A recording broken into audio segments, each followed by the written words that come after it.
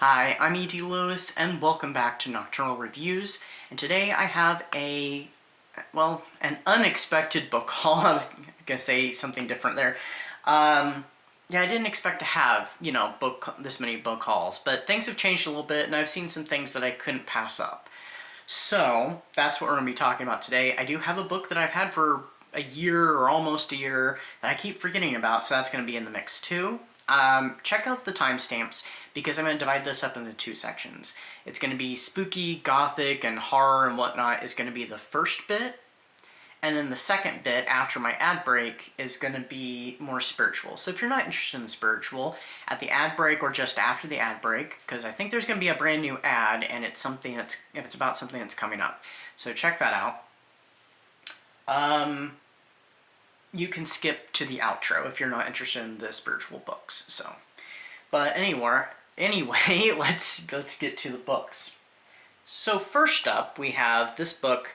I think this counts as nonfiction. This is a cryptids book, actually. So this is Monsters of the Midwest by Jessica Freeberg and Natalie Fowler.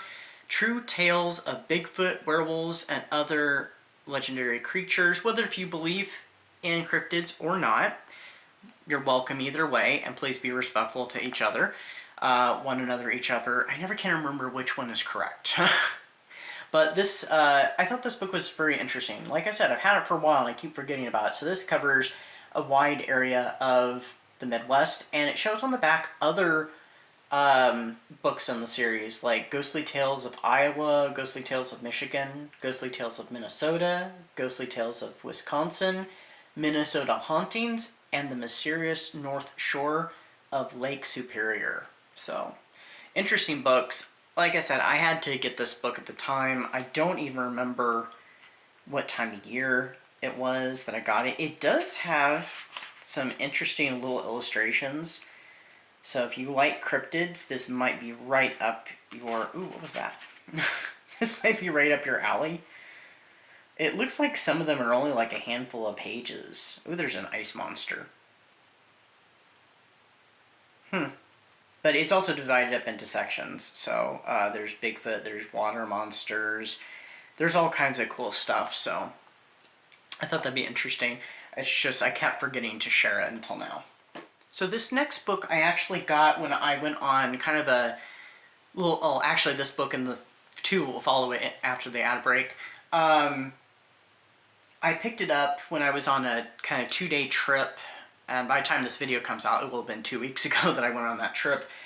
And I'd stopped at a used bookstore, and these books all look like practically brand new. I will say the corner of this one I'm about to show you did get a little roughed up, unfortunately. You can see it very plainly. But this is a bind-up. Like I see, yeah, see the corner got a little roughed up on the way home. But other than that, it looks in pretty pristine. There is just very minor bits of wear. Sorry, my phone was vibrating. And this is The Den of Shadows Quartet by Amelia Atwater Rhodes. It's vampires. I don't know if they're horror exactly. I saw the title, pulled it off the shelf because it was kind of high up, and I looked at the front, kind of read the front, and looked at the back and read through a little bit. I'm like, oh, this is so up my alley. So I don't know if it's, it looks gothic. I'll show the cover again. It looks gothic. I don't know if it's horror or if it's gothic romance or paranormal romance, which sometimes, oftentimes paranormal romance blends with it because paranormal romance actually came out of gothic romance. It's more or less what started that subgenre. So oftentimes they will, there will be some gothics that do still pop up in there. Or if it's going to be horror. And, I love it when gothic romance and gothic horror blend together. But, I honestly don't know. And it seems like they're kind of like standalone, but maybe they're all connected because it looks like they're talking about a different character with each one. Like the first one mentions Risika. I hope I'm pronouncing that name correctly. And the next one mentions a character named Jessica. The third one mentions someone named Christopher and Sarah and Nicholas. And then Turquoise is mentioned, and Jessica, interesting way Jessica is spelled. And entering into a vampire realm. That's very interesting. So another world. So maybe a little bit of fantasy too. But the books are In the Forests of the Night, Demon in My View, Shattered Mirror, and Midnight Predator. Who knows, by the time this book, since the time this book came out, sorry, there may be more in the series. I don't know, because I did look inside and it said that this edition, this bind-up, came out in 2009. And then each of the books came out in 1999, 2000, 2001, and 2002. So maybe there's more in the series since then. They added more. I don't know. But it might be perfect to read during like September and October around, spooky season. So, and we'll be right back after these messages.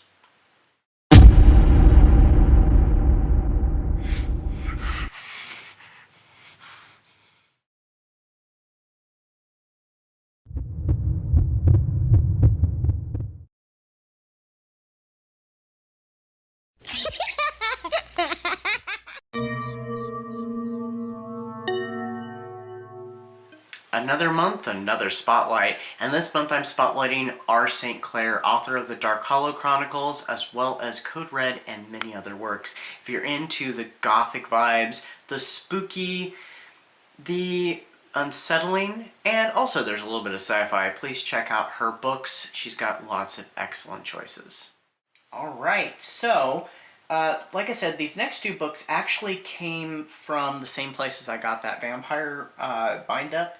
So I did go into this one little shop, and I'd seen this one book, the book I'm about to show you actually, not the same copy though, and I'm like, ooh, I kind of want that book, and it's kind of related to a book I'm reading at the time that this video is being made.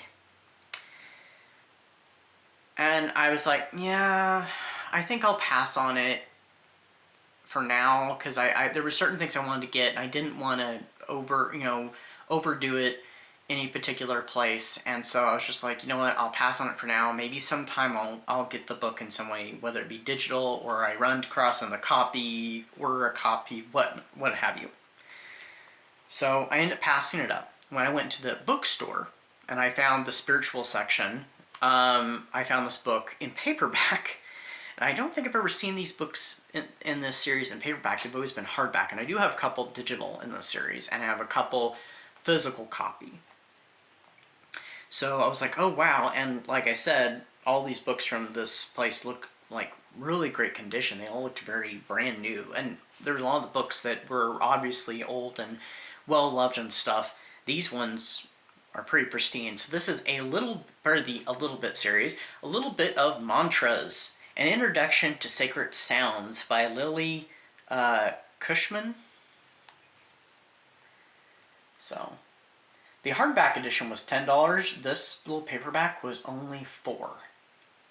I kind of saw it as a sign, okay, I'm supposed to get this book. So, I love prayer beads, and I do want to know more about malas and, mantras and stuff to use with prayer beads and malas and stuff.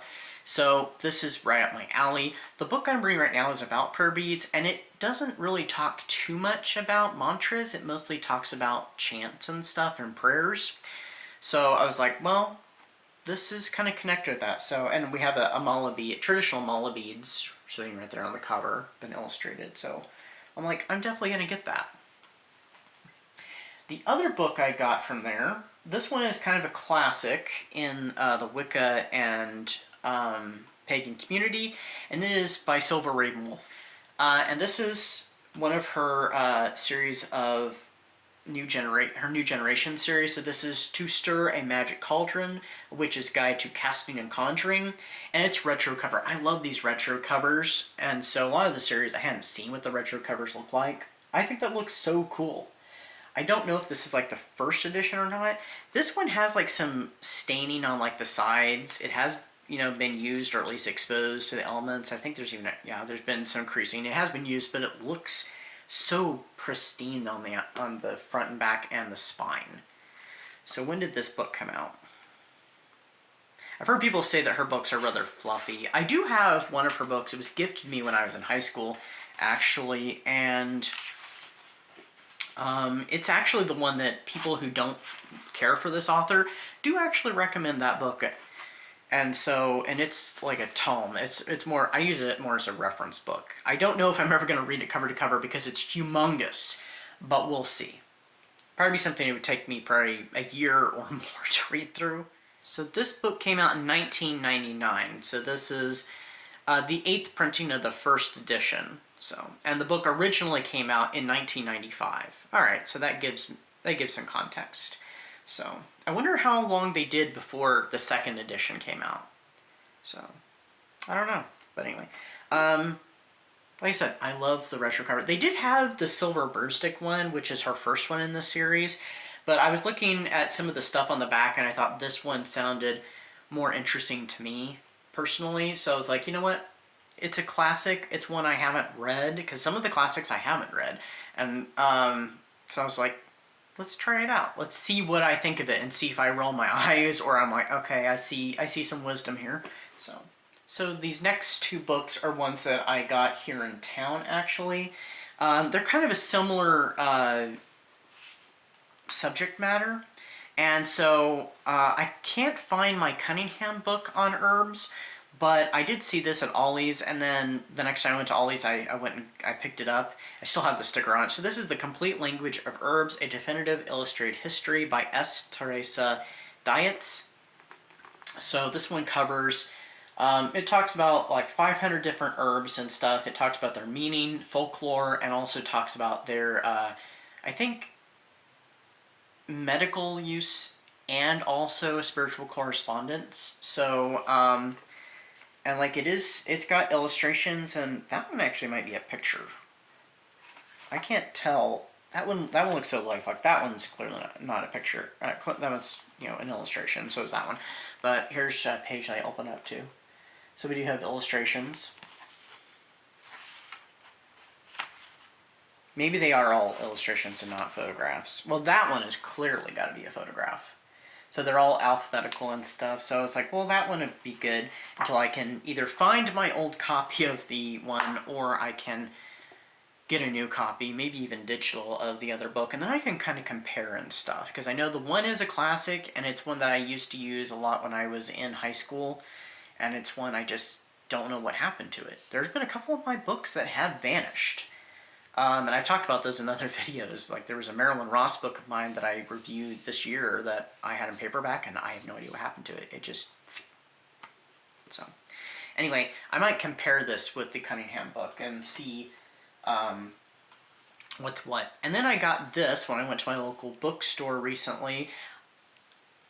There was a book event that was a few weeks ago, and I got a few things. And I did look at this book, and I was just like, oh, I want this book, but I'm already spending enough. So I went back and got this book, and it is the Illustrated Herbery Guidance and Rituals from 36 Bewitching Botanicals by Mia Toll and illustrated by Kate O'Hara. Or O'Hara, I'm not never sure how to pronounce that. And so it's a book that is all about herbs as well, and it talks about, it has meditation exercises about herbs, what the herbs mean, and lots of great illustrations. It also has some reflection time with them. And like right here, we have marshmallow root. So there's marshmallow root. And on the next bit, we have, ritual and reflection.